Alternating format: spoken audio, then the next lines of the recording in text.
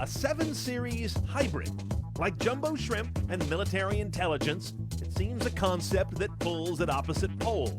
Well, let's try to make the case for the 2011 BMW 750i Active Hybrid and check the tech.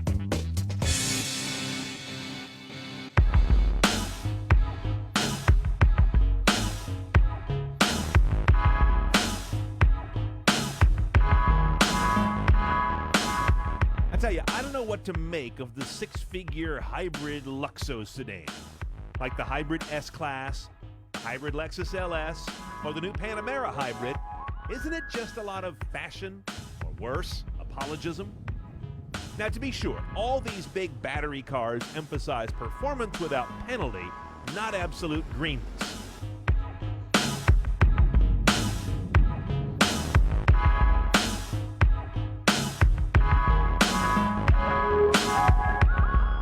Now inside this car, you've got the usual BMW 7 layout with several cues that tell you this guy's a hybrid.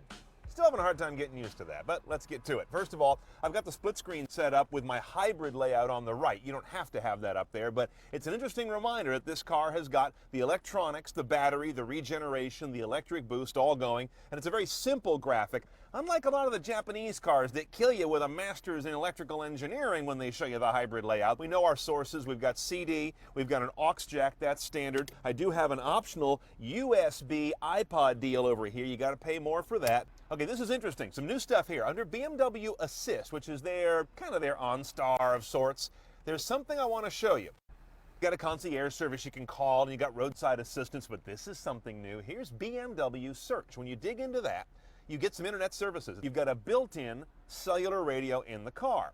Once you get into it, you've got this home screen. You've got a bunch of business quotes on the top. They know who the 7 Series buyer is. News will let you get some very simple news headlines, but not to read them, because that's a little dangerous. It lets you have them read to you, kind of like a really shabby podcast.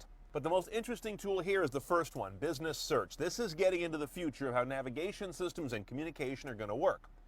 I can look up whatever I'm interested in, and once you find what you're looking for, this is a really quick way to get there. Click once, click again for start guidance, and off I go to get a cool, refreshing drink.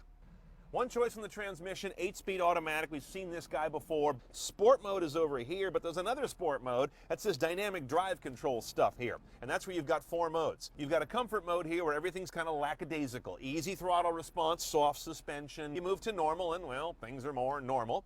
Then you go to sport where you've got the choice to configure this. Does it sporty up the chassis, the drivetrain and the chassis? And finally, Sport Plus is the most aggressive set of settings, and there's nothing to configure there. It takes everything to its most taut, holds RPMs the hardest, gives you the most response on the throttle, tightens up the dynamic suspension the most.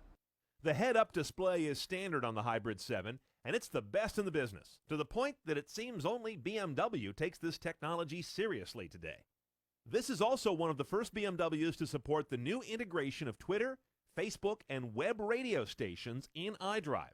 It uses Apple's iPod Out technology, but the look is still very much iDrive, not iOS, as we saw during its debut at the Geneva Auto Show. You need to have an iPhone, of course, and the smartphone cradle for it for the whole system to work.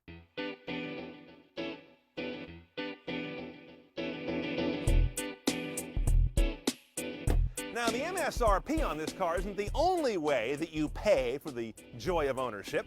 You also pay in the rear end. It's not yours. Well, kind of both. There's the problem. That's the active hybrid power unit. That little carpeted gnome sits there as long as you own the car. That's the electronics box for this hybrid. Unfortunately, it's kind of big, and it sticks into what's already an occluded trunk space. Now, where a 7 hybrid has to earn its keep is here in the engine room. We start off with a 4.4-liter V8 direct injection, double Vanos, variable valve, blah, blah, blah. That's kind of standard BMW stuff right now, including the direct injection technology. Then you ram the electric assist into that, and things get really interesting. 455 horsepower, 515 foot-pounds of torque. Like that number. 0 to 60 for this 4,800-pound SOB is 4.7 seconds. That's almost an act of God.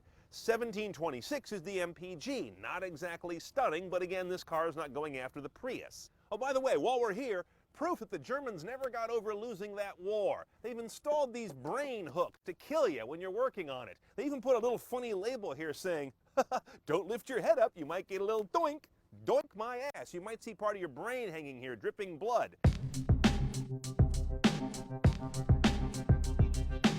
On the road, I find this car really can go Jekyll or Hyde based on these dynamic drive controls because it's a hybrid.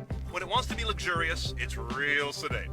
When it wants to kick your ass, it does a real good job of that. That's because it's got an electric motor in there, which can make serious more serious. Here's an odd one. When you come to a light and you've got the auto stop, the engine dies and you're waiting, it's ready to go. There's no power steering assist. So if you're sitting there in a stop situation and you want to start to sort of nibble your way toward the lane change you're about to make, the wheel's dead. You need 3 strong men and a monkey just to turn this thing. And as a result, the engine detects that and the car refires the motor. When you engage the blind spot technology, all I get is that little flag there in the mirror if someone's in my way. The car's never going to nudge me out. Lane departure, that again works by spotting lane lines, reading how the car is driving, and giving you a really mild stick shaker through the wheel. Now here I am entering the Bay Bridge from a dead stop, and it's easy. Wow, this car is fast. That's just great fun, to have a car that weighs this much, get out of its own way that quick. You grin a lot. Then you think about the 103,000. You don't grin so much. So here's the question. Who is this car for? The showy green nut or someone who's actually making a rational purchase? Let's compare the 7 Series. All right, here's the dirty little secret about BMW 7s. A 7 Hybrid delivers 1726 mpg and does 0 to 60 in 4.7 for a base price of around $102,300. A 740i delivers almost identical 1725 mpg, 0 to 60 in 5.8, while basing at $70,006, almost 32 grand less. Now, equipment does vary between them, but neither is slumming it. So the 7 Hybrid is 1.1 seconds faster at a cost of nearly $2,900 per tenth. I'd get the 740. I'd hardly miss the 1.1 seconds in a sprint, and even after loading up a few extra options for parity, I'd have around 20 grand left to go buy some carbon credits or something.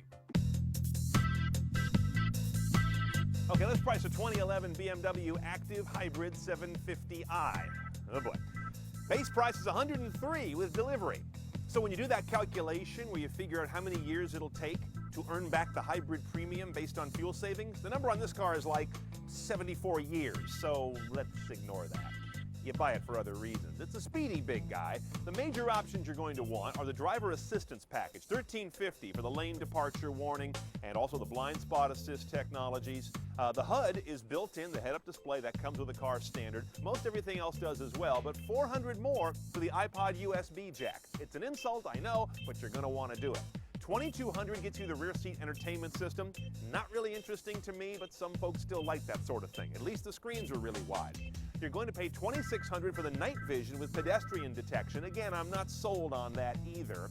And the deal of them all is that multi-camera package for $350. That's like Tata Nano pricing. I don't get that. For your daily dose of tech news, check out CNET's Loaded. It's packed full of the latest tech news highlights that matter to you. Find out the latest gadgets or the coolest gizmos, all that and more Monday through Thursday at cnet.com/loaded.